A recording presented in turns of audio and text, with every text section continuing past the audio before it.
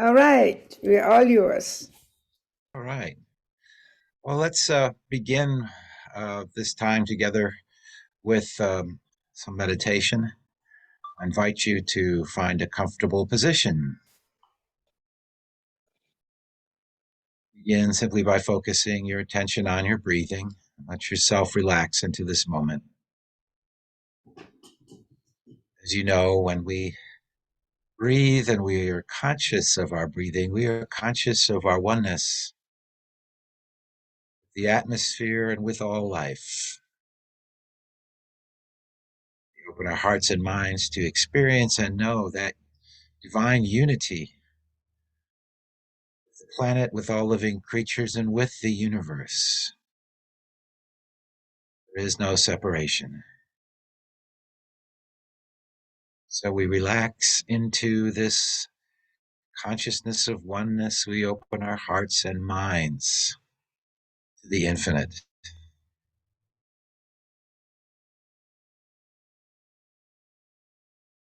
We understand the word God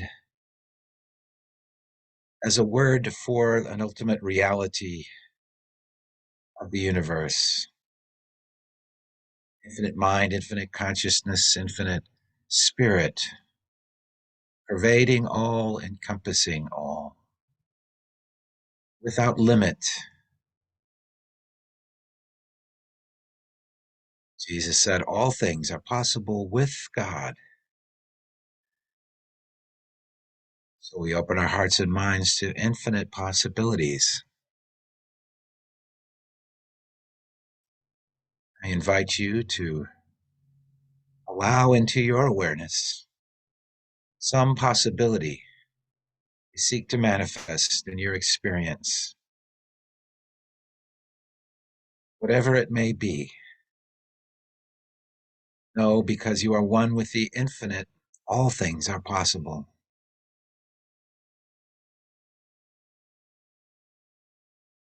So we open to this idea of limitlessness, and we do not reject any possibility as too great. We open ourselves to the divine within, recognizing our unity with those possibilities and our role as instruments of the divine to manifest possibilities. What do you, in your heart, your deepest awareness, seek to manifest? What possibility or possibilities? Let them into your awareness now. Know that these possibilities are also realities in infinite mind. And so, in directing our attention to these possibilities, we begin to make them manifest in our world. By the very act of directing our attention to our divine possibilities, we begin to make them manifest in our experience.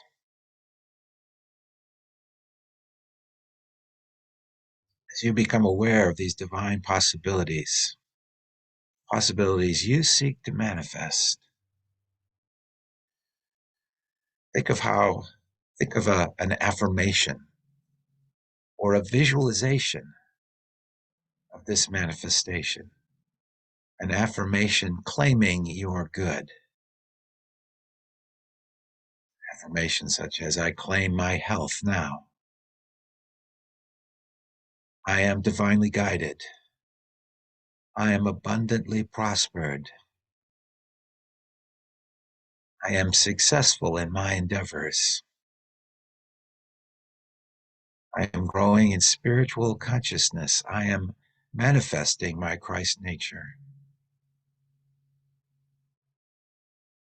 Formulate an affirmation for yourself or a visualization of your good and direct your full attention to that idea, that possibility.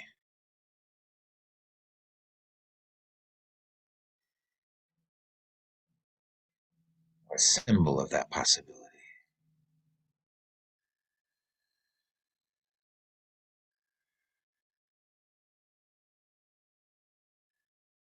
As you focus on your affirmation or visualization, accept it as yours now, even though it is not yet manifest. Accept this possibility as now unfolding in your life in divine order, according to divine law.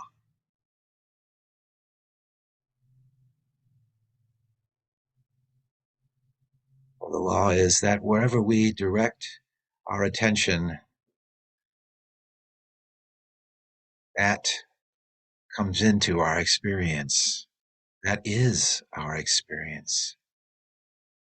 The more vividly we visualize, or the more firmly and confidently we affirm, the more fully this becomes real for us. First, a reality within, then a manifestation in our world. The possibility is already in your consciousness. Accept it, hold it, keep your attention right there. Let it be as vivid and as real and as full in your feelings as you can. This is a focusing and an allowing. We allow the infinite mind to manifest according to perfect law, manifest its possibilities in and through us, and at the same time, we direct our attention to those possibilities in full co-creative cooperation. The source, the limitless source of the universe, all things are possible with God.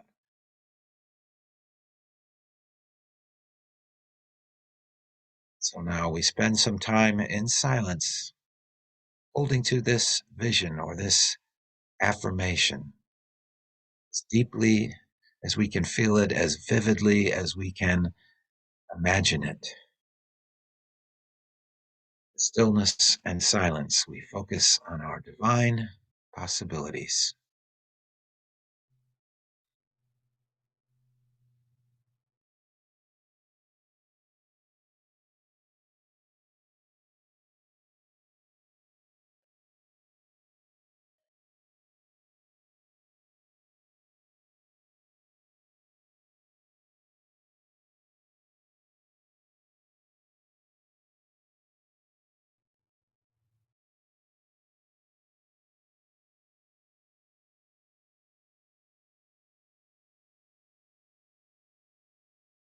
As we now accept this divine process and activity in our consciousness, we accept this unfolding of a divine possibility in our lives.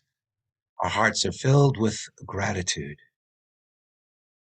We are grateful. We give thanks to the infinite source and recognize that we are one with that source. That source is manifesting in us, as us, and through us. And so we are filled with gratitude and thanksgiving in accepting our good. In this way, we are praying in the name and the nature of the Christ. And so it is. Amen.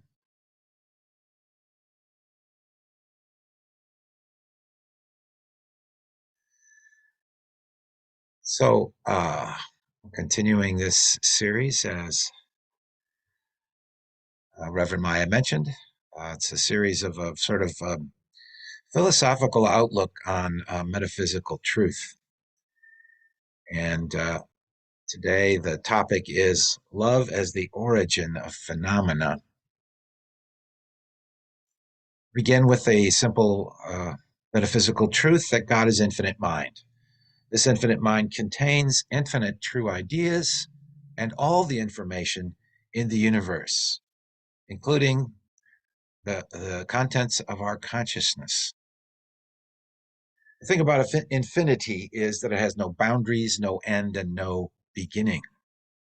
Things, persons, and bodies, without exception, have definable boundaries.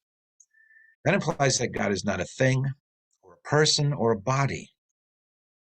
So we sometimes say God is incorporeal. God is not embodied. Mystics understand that no word or set of words can adequately describe God. Describing God would be like naming the last number in an infinite series. That is impossible just because there is no last number in an infinite series. So we can understand the concept of infinite number, but we cannot comprehend its boundary because it has none. And so it is with this infinite mind in which we all participate, with which we are all one. Metaphysical religions refer to God as principle because principles are unchanging, incorporeal, and everywhere operative. So God is more like a principle than a person. But because God is mind and limitless, even the word principle is inadequate. As a mystic might say, God is neither a person nor not a person, neither principle nor not principle. We can, however, understand and comprehend divine ideas, just as we can understand finite numbers within an infinite series. And because we can understand divine ideas, we can, to that extent, understand the mind of God. Numbers are truths, divine ideas, and so we can understand something about God mind by understanding something about the meaning of numbers. Last week, in my discussion of metaphysical idealism, I mentioned mathematical realism as related to idealist metaphysics. Here's a definition of mathematical realism. Mathematical realism is the view that the truths of mathematics are objective, which is to say they are true independently of any human activities, beliefs, or capacities. As the realist sees it, mathematics is the study of a body of necessary and unchanging facts, which it is the mathematician's task to discover, not to create. Now, you might recall my mentioning the Pythagoreans, they thought of numbers as shapes, quantities, qualities, and the relation of ratios, mathematical ratios, to sound. This is the beginning of musical theory in the West. And a simple illustration of this idea of relation of ratios to sound is just to look inside of a piano. If you look at piano strings, you notice that the lengths and the thicknesses of the strings are what determine the musical tones that are made when the key strikes them. It's all mathematical. I accept mathematical realism on the basis of a very simple syllogism. All mathematical truths are truths. Okay? All truths are realities. Therefore, all mathematical truths are realities. Another feature of Pythagorean philosophy was the concept of numbers as having symbolic meanings related to their qualities. Well, this idea is also found in the Jewish system called gematria. Rabbis who work with gematria interpret the numbers used in scriptures. Gematria is also is used primarily as a system of assigning numbers to letters and words. So every letter also signifies a number, and then consequently numbers can be combined to as a kind of code for words. One of the most famous examples you're probably familiar with is the number 666. Number 666 in Revelation is actually code, this gematria code, if you will, for the name Nero Caesar. Okay. So the beast was actually a historical reference to a Roman emperor, Caesar, Nero. In fact, many cultures have number symbology, and the symbolism varies somewhat, but it also has many points in common. Gematria identifies some numbers as having especially important symbolic meanings. So, for example, the number 3 is a symbol of stability or completion. The number 7 is a symbol of creation, but also of good fortune and blessing. The number 12 is a symbol for the completion of God's purpose. The number 40 is a symbol for transition and transformation, and so on. So whenever you see these numbers used in the scriptures, they can be interpreted as indicating, for example, the number 40 used. Moses was in Egypt for 40 years. He was in another place for 40 years, and then another 40 years wandering in the wilderness. Jesus was in the wilderness fasting for 40 days, and so on. Rain for 40 days and 40 nights. All of those symbols, the number 40 is used not as a sort of literal length of time, but as a symbol of a period of transition and transformation. Now, if you look at, I'm gonna pull my head aside here for a minute. And just so let you look at this image that I use as my background. These, partial view of it as it says on the screen. But these are different kinds of mandalas. These mandalas are numbers as well.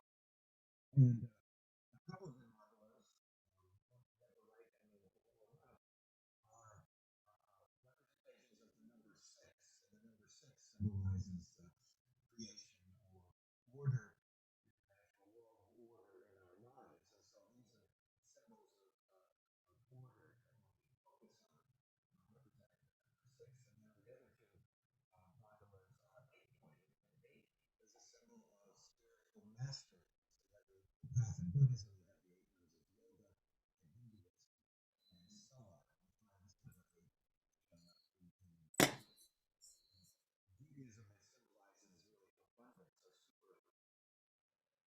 So these different these mandalas behind me signify numbers, the number 6 and the number 8 in this case, and also the number 4 because they're all in four-sided boxes, and 4 is a symbol of matter or substance in the world. So there are four phases of matter, for example. When I was in school, we were taught that there were 3 phases of matter: a solid, liquid, and gas. But after I got out of school, this may be true for most of you, scientists realized that there was a 4th phase of matter, which is called plasma. Or electrified gas.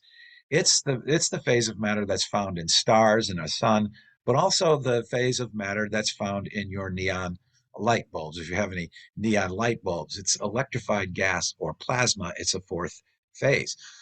So number 4 has often been, is kind of always been symbolic of the world that we live in, or what we think of as the material world. So there's 4 directions, the 4 ancient elements of earth, air, fire, and water, and so on and so forth, and the 4 dimensions of space-time, right? So the number 4 it symbolizes this sort of material world. Okay, so anyway, we as Unity students, if we study Bible or metaphysical interpretation, are familiar with this idea that numbers have metaphysical meanings, and they frequently appear in important biblical contexts. The meaning of numbers in Unity is very similar to meanings that are assigned in Pythagoreanism and in Jewish gematria. Now, I talk all about these numbers, but today I'm going to talk about the number 1. The number 1 is regarded as the most significant number in these symbolic systems. Every number and every mathematical truth is derived from the idea of the number 1, of the 1. So we add and multiply 1 to get whole numbers, for example. And all fractions are, in effect, parts of the 1. Okay. So in Pythagorean and Jewish Pythagorean symbolism and Jewish gematria, the idea of 1 is the idea of the source of everything, not just the source of mathematics. It's the source of everything. It is associated with God, obviously, the divine.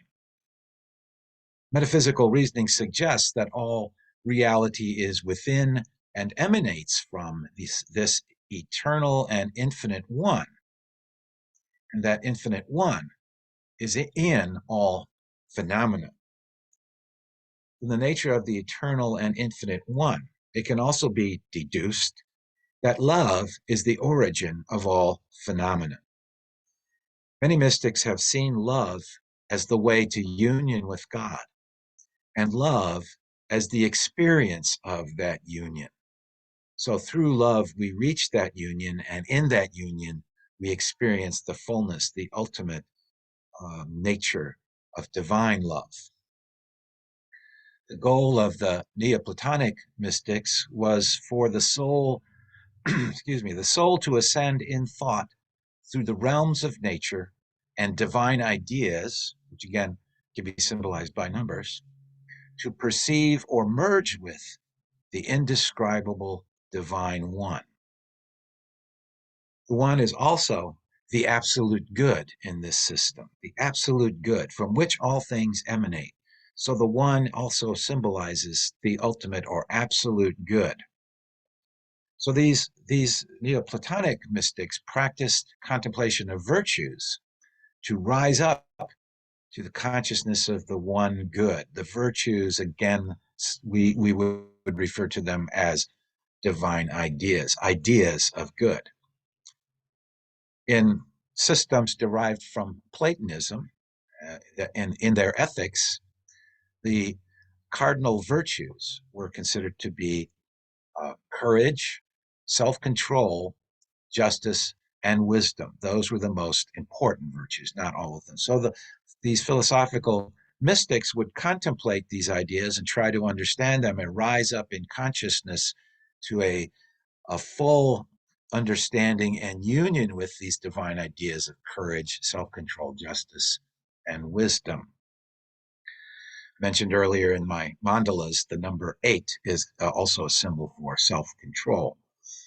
In Pythagoreanism, justice is symbolized by 4 or 3 and so on. Okay. But anyway, these philosophical mystics regarded love as an essential characteristic of the soul that could draw the soul in various directions. So love could draw the soul into pursuit, for example, of pleasure, power, or wealth, or love, raised up higher, could draw the soul towards the virtues and the good. And so, of course, their goal was for love to draw them to the good.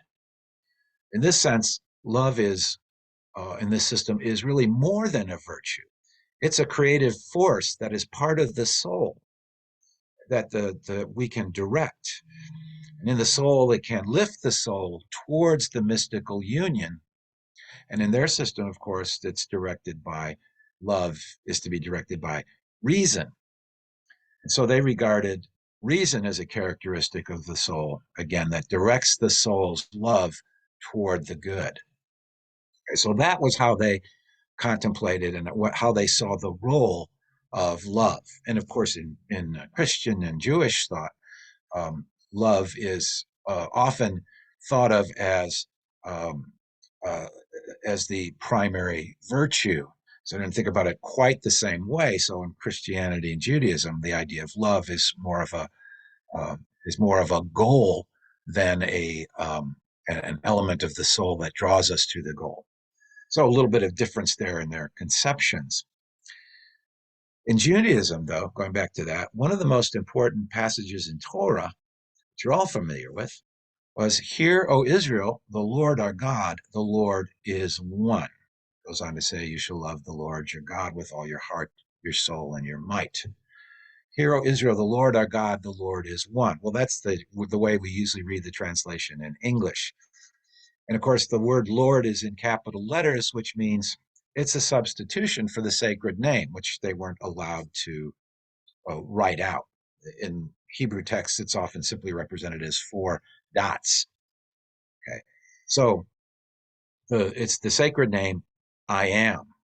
And so we can, again, read this as, the I am our God, the I am is one.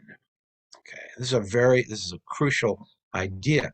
Now, the Hebrew word for one, or that's translated here as one, is echad, but it means one, but it also can be translated and is translated in other contexts as unity. So it turns out the I am is unity. The I am our God, the I am is unity, or we might say is oneness. Right?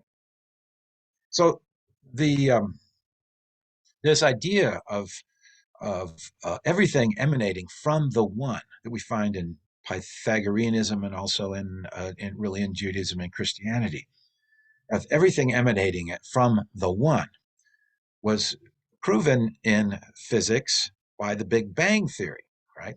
Big Bang Theory, the physicist Stephen Hawking described the beginning of the universe in these words. He says it was a point of no size and infinite heat, which is pretty difficult to conceptualize, right? But it's a point. The point is, of course, symbolic of one. Geometric nature of one as a point, it's a point of no size, as Hawking actually puts it here, or really it's a point of indefinite size. Strictly speaking, in geometry, a point is a location in space. And so it can, again, indefinite size, it can be any size, in effect. Any point is simply a location. In physics theory, the point in the Big Bang, this point of no size expanded and formed into the incomprehensibly vast and evolving universe. So this physics, the description of the origin of the universe, fits very nicely with the Pythagorean metaphysical idealism and mysticism, as well as the one might say, it fits with, to a certain extent, with ideas in Judaism, Christianity, and other religions of the source of the universe as being one. Now, one also signifies individuality, and any point or any unit, if you will, in the universe. It also signifies the unity or oneness of any set of objects, including the universe as the set of all objects. So the one might say, is everywhere and in everything. One signifies both the source of everything, and the idea of oneness or unity. Now, infinite mind must also be infinite consciousness, all consciousness, including ours. And consciousness of oneness is love, no matter what mode of love we're talking about. Love is a consciousness of, one might even say, a feeling, but it can also be the thought of relationship and interconnectedness. Whether we are talking, for example, today's daily word about compassion, that's love. That's a consciousness of compassion, is a consciousness of connection of a particular type. Love also can be used to mean and reflect the idea of attraction, again, a relation of connectedness, affection, a friendship, and even enjoyment. Many people today in the United States will be enjoying football because they love football and the Super Bowl's going on, right? But we might love different kinds of food or enjoy different kinds of food and so on. But it's all about connection and relationship. All love relationships involve a consciousness of connection. Everything in the universe has some relationship with everything else. The laws of the universe are everywhere and so connect everything. Consciousness then of this universal unity is universal love, if we fully enter into that. Now, I recognize that humans are capable of believing that they can be separated from their good by others or difficult conditions. But I emphasize the metaphysical position that separation is an illusion. Separation is an illusion, since in reality, everything is interconnected. Everything is in, we might say, everything is in divine love. We cannot be separated from the good that is of God, the infinite one. We can only erroneously think we are separated. That may be the meaning of the story of Adam and Eve in the garden, incorporating into their consciousness the illusion of separation of good and evil. The illusion of separation is at the root of many, perhaps all, human problems. The illusion of separation is the basis of prejudice, animosity, conflict, and war. We don't recognize our interconnectedness. We don't have that consciousness of unity. And so we think of others as separate. Therefore, the more we can dispel this illusion of separation, the less prejudice, animosity, conflict, and war there will be.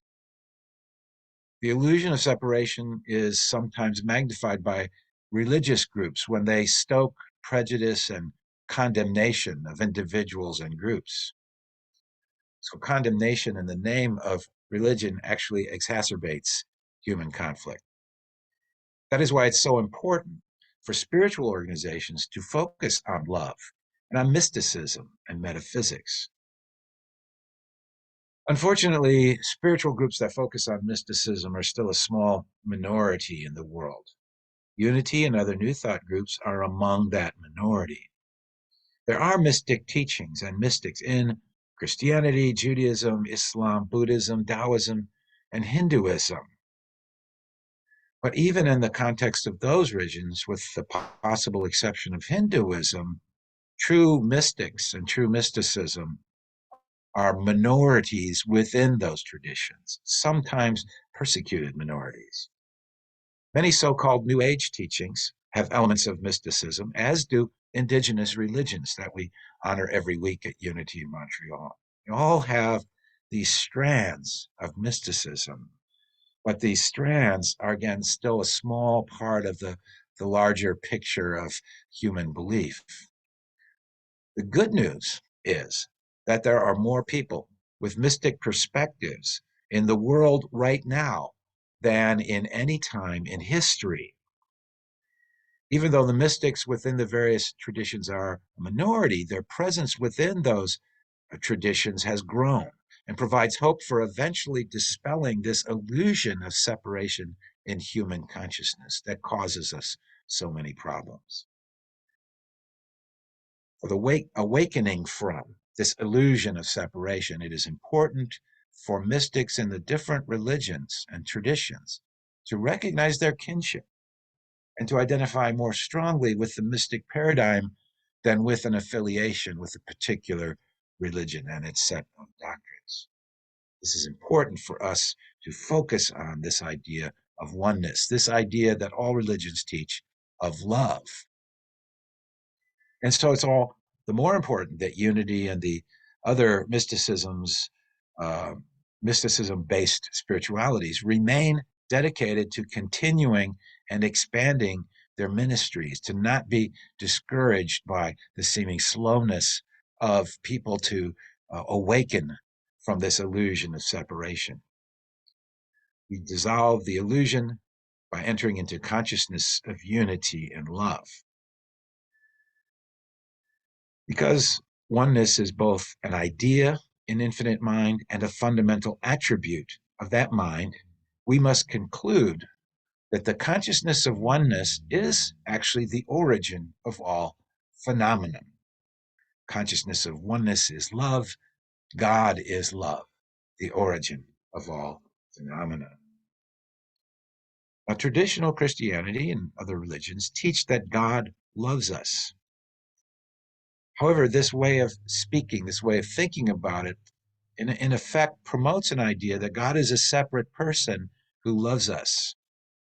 This conceptualization of God as separate also exacerbates the illusion of separation, ironically. Metaphysics and mysticism teach that God is the omnipresent principle of love, always accessible to all people, regardless of religion, creed, ethnic group, nationality, or politics. The love principle is indifferent to human belief systems and human identity groups. This love principle would not and did not create hell. People under the illusion of separation imagined it. The principle of justice, also a divine idea, can take care of balancing personal karma. Hell is an unnecessary hypothesis, as we say in philosophy, an unnecessary hypothesis for justice. Now, as probably true with you, I have meditated on love in many ways for many years, for decades, really. I've been led through love meditations in church services and classes, and I've led love meditations. I've focused on all kinds of affirmations of divine love. Today, I want to share with you a meditation or a form of meditation I have found to be, for me, the most effective for expanding my consciousness of love. I've used it to help me forgive. I've used it in praying for others. I use it to strengthen my consciousness of connection with the Infinite One. Now, I'm not going to go deeply into this meditation. I want to say that it was partly inspired, of course, by Jesus's teachings to love your neighbor as yourself and to love your enemies. It was also partly inspired by a meditation taught by Buddha. Buddha taught, according to the traditions, 5 meditations, and this is the first meditation. He said, the first meditation is the meditation of love, in which you must adjust your heart so that you long for the general good and well-being of all beings, including the happiness of your enemies. So this is what I want to share with you today, this meditation that I've used many, many times, and sort of my own sort of idiosyncratic version of the first meditation and of Jesus's teachings to love your neighbor and to love your enemies. So I'm going to kind of sort of do a light meditation here. If you'll join me in that and go within, you can close your eyes if you like. It doesn't have to be done with your eyes closed. So the first thing in the meditation, once you sort of get centered and relaxed, is to simply think of someone you love.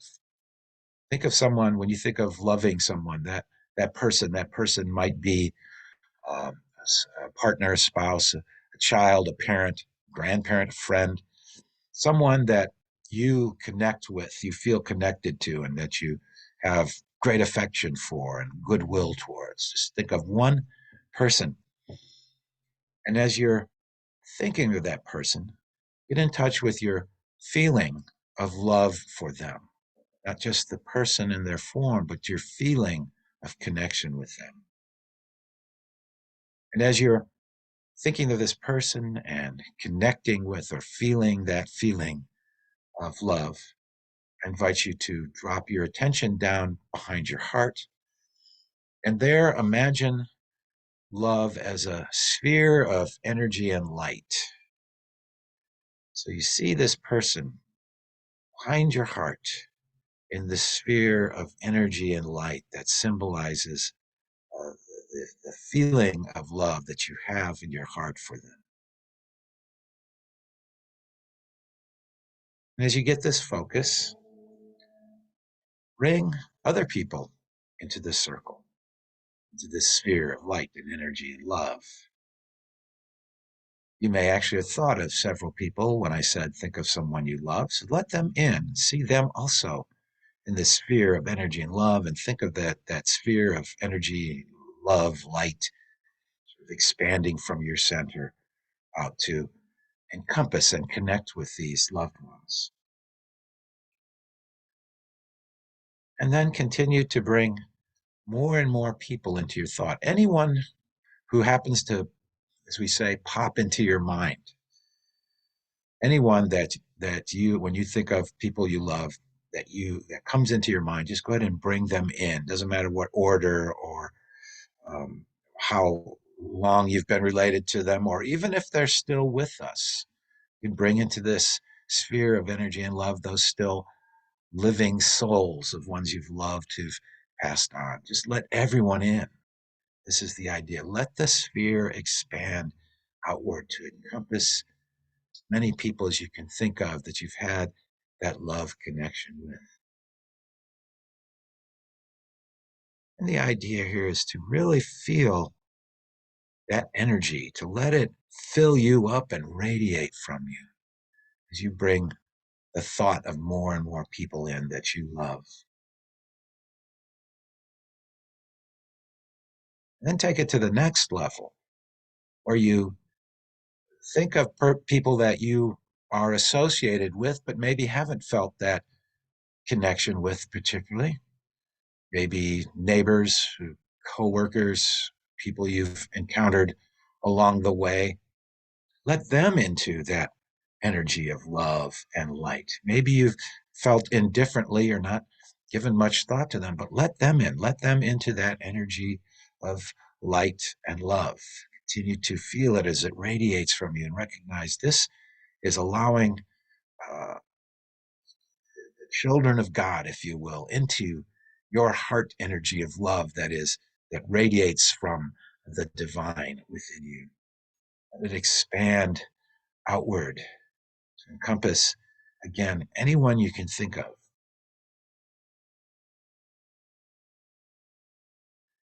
And as you allow memories of connections or present connections into your awareness, it may happen that you think of people that you don't particularly like, and you may have good reason, in a human sense, to not like them. But let them in as well. Let these people that maybe you've felt a certain amount of animosity towards or separation from, let them into this divine consciousness of love, into this sphere of love and light. Remember that as you love others, that includes forgiveness, that includes uh, acceptance and understanding. You may disagree with their behaviors, you may disagree with their beliefs, but to love, that doesn't matter. Divine love, that doesn't matter. Let them in. Let the energy that is a love energy that flows from your heart, let it encompass and embrace them as well. These people that maybe you've had those negative feelings towards. You may have had negative feelings towards certain, uh, what do you say, public people or celebrities or whatever you want to call it, people that you don't really know at all, but only know through media. You may have developed certain negative feelings about um, people in government or whatever. But you can let them into this sphere as well. Let it reach out. Remember, it flows from the infinite. There's no limit to it. It's flowing through you from the infinite. Let the energy embrace them as well. Or in reality, those that we may feel certain disagreement with or disagreeableness about, in reality, that is rooted in, again, the illusion of separation. It's and our longing for their well-being means fundamentally a longing for their illumination, for their consciousness to expand in love. And so as you embrace them in this love, you help perhaps move them towards a more enlightened space of love. We're not here concerned about effects. We're simply allowing infinite love to flow from us to anyone and everyone that we can think of. So anyone that has come into your consciousness through your living experience, through media, anyone that comes into your awareness now, let them be embraced by this radiance of the divine that comes through your heart. Allow yourself to feel love, compassion, a sense of forgiveness, whatever it is, whatever it needs to be, it doesn't matter. Just let the love flow. And eventually you can think of the whole earth as encompassed in, as surrounded by this layer of energy, of love and light that radiates from you all around the world. So I'll allow you a few moments to simply rest in this energy of love. Simply let you be this love in stillness and quiet.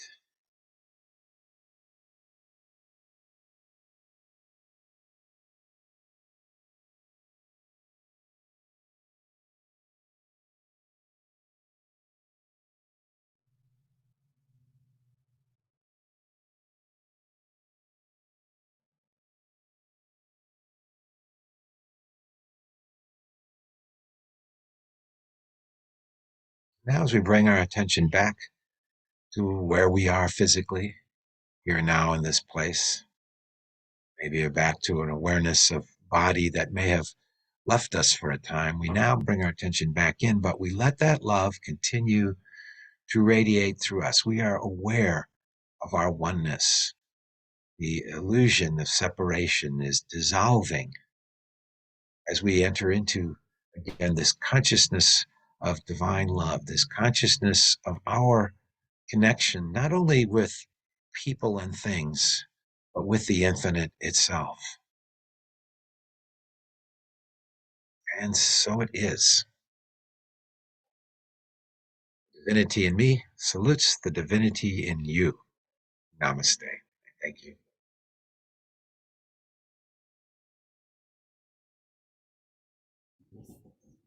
Thank you, Jim, for coming back to being together. I see some more people have joined us. It's lovely to see you all. Yes, take a deep breath. An opportunity before us to bless Unity Center of Montreal, to take whatever you are willing and motivated to give, to let it flow from you into the organization. So we take that gift, that donation, let's take it into our imaginary hands, or into the hands that you are holding right now, when we're blessing this gift, this giving, this activity with divine love. Will you join me? Divine love through me blesses and multiplies all that I am, all that I have, all that I give, and all that I receive. And so it is. And we are blessed and we are grateful. So I am doing the noon meditation again, but there will be a break tomorrow on the noon meditation. So just, if you want to have a little noon meditation in your own space,